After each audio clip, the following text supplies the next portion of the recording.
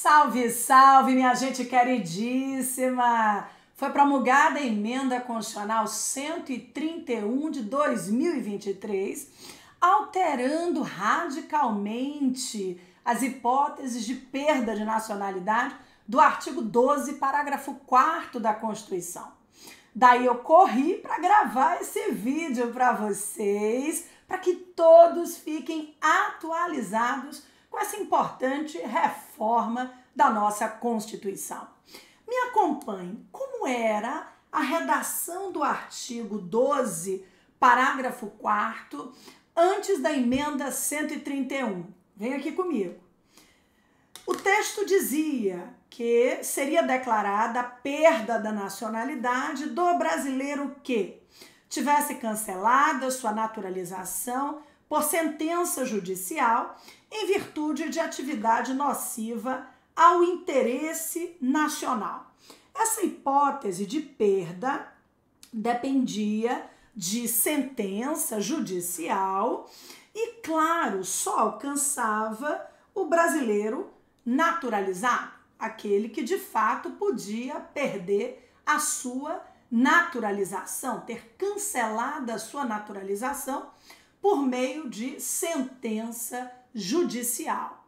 Tínhamos ainda o inciso 2, com a seguinte redação.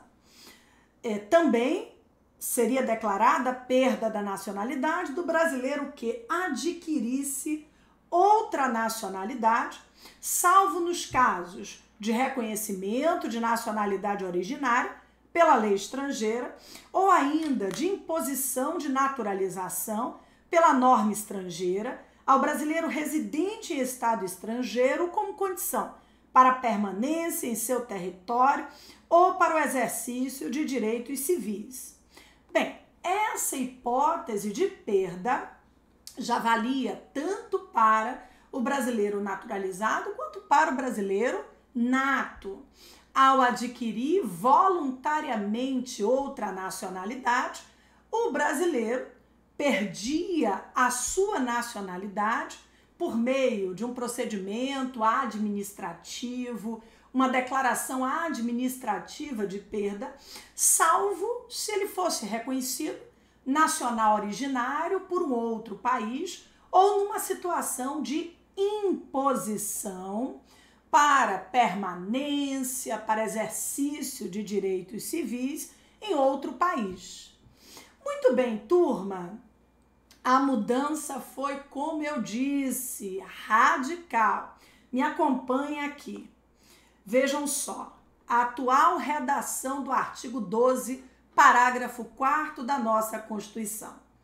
Bem, será declarada a perda da nacionalidade do brasileiro que, inciso 1, tiver cancelada sua naturalização por sentença judicial em virtude de fraude relacionada ao processo de naturalização ou ainda de atentado contra a ordem constitucional e o Estado democrático. Bem, esse inciso 1 continua tratando de hipótese de perda de nacionalidade apenas para o brasileiro naturalizado, que é quem pode ter cancelada a sua naturalização. Aqui estamos diante também de perda por meio de decisão judicial, conforme traz o texto. Então temos o cancelamento de naturalização por decisão judicial em caso de fraude relacionada ao processo de naturalização ou ainda, em caso de atentado contra a ordem constitucional e o Estado democrático. Tivemos aqui a ampliação das hipóteses de perda, sanção, perda, punição. O inciso 2, me acompanhe, recebeu a seguinte redação. Será declarada, então, a perda da nacionalidade do brasileiro que fizer pedido expresso de perda da nacionalidade brasileira perante a autoridade brasileira competente, ressalvadas situações que acarretem a apatridia, né? Ou seja, a situação do apátrida sem nacionalidade. Turma, esse inciso 2 vale para natos e naturalizados, que perderão a nacionalidade brasileira caso de fato se manifestem perante a autoridade administrativa competente.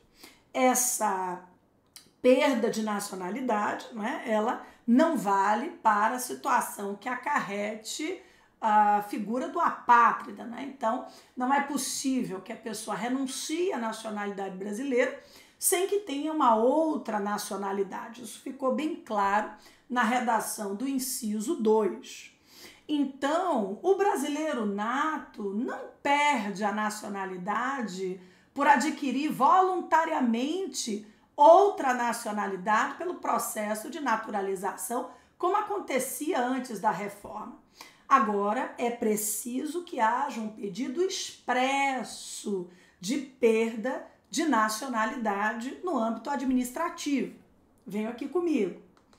O parágrafo 5º, incluído pela emenda 131, diz que a renúncia da nacionalidade, nos termos do inciso 2 do parágrafo 4º deste artigo, não impede o interessado de readquirir sua nacionalidade brasileira originária nos termos da lei. Então, vejam, ainda que tenha renunciado à nacionalidade brasileira, o brasileiro nato pode readquirir a nacionalidade ao manifestar vontade também nesse sentido. Observem que as alterações foram radicais, não é verdade? Atualizem as suas constituições e acompanhem, não é, os debates a respeito dessa emenda constitucional de número 131, que, conforme o seu artigo 2º, entra em vigor na data de sua publicação.